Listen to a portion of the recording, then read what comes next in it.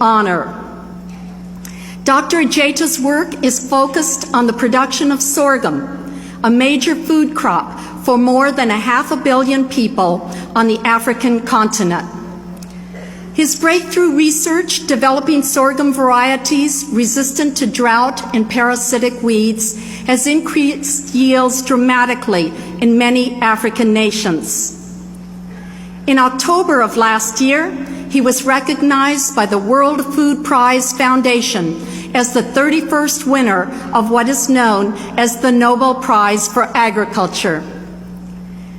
1 month later, Dr. Ejeta was honored by his native Ethiopia when the president of that country awarded him the National Hero Award, the first ever bestowed for work in science and technology.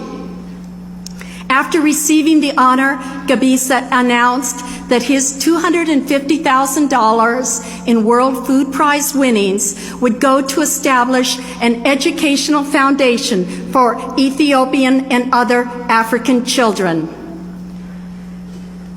Dr. Ejeta is proof that one person can make a real difference in our world.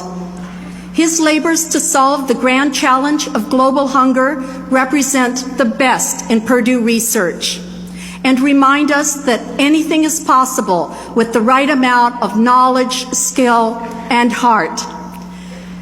Graduates, families, and friends, please welcome to the stage Purdue alumnus, Distinguished Professor of Agronomy and 2009 World Food Prize winner, Dr. Gebisa Ejeta.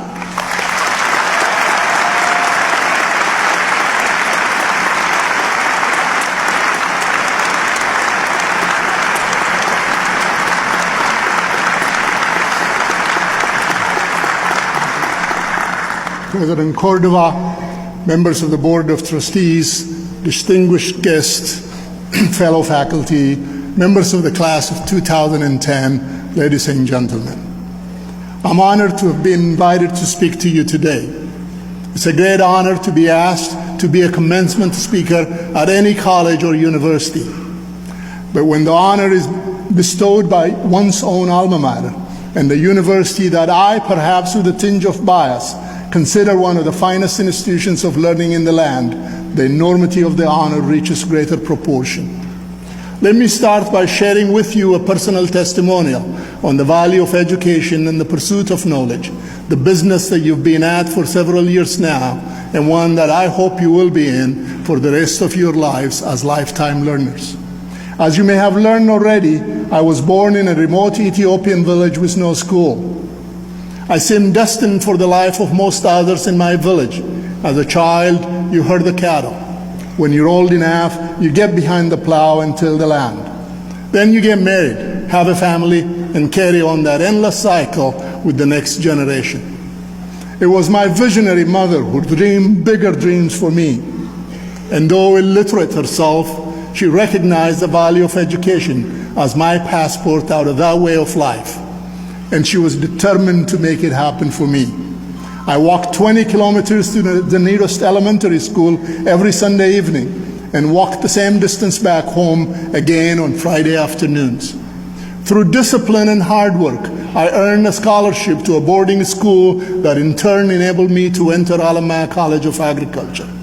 I graduated in 1973 with a degree in plant science with highest distinction and at the top of my class.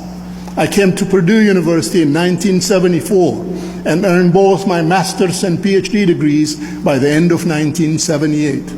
Upon completing my graduate program, I returned to Africa and served for 5 years before I came back to join the Purdue faculty nearly 26 years ago. Education opened up a new world that was unimaginable to me and to most people in the small village in rural Ethiopia where I grew up.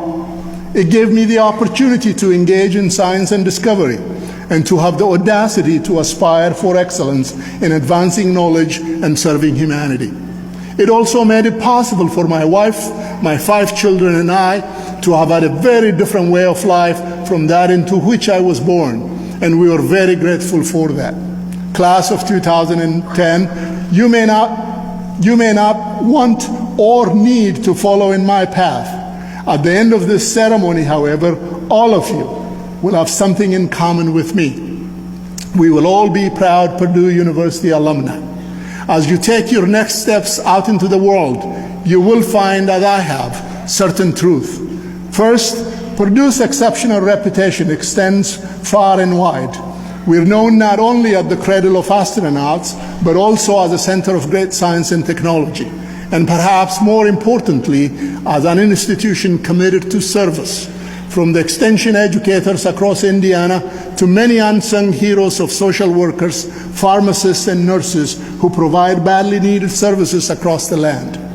Purdue faculty and staff also routinely assist, collaborate, and synergize with other education and research institutions, with private businesses and industrial programs, and with philanthropic agencies and civic organizations, helping build successful public-public and public-private partnership models in this nation and in so many countries around the world.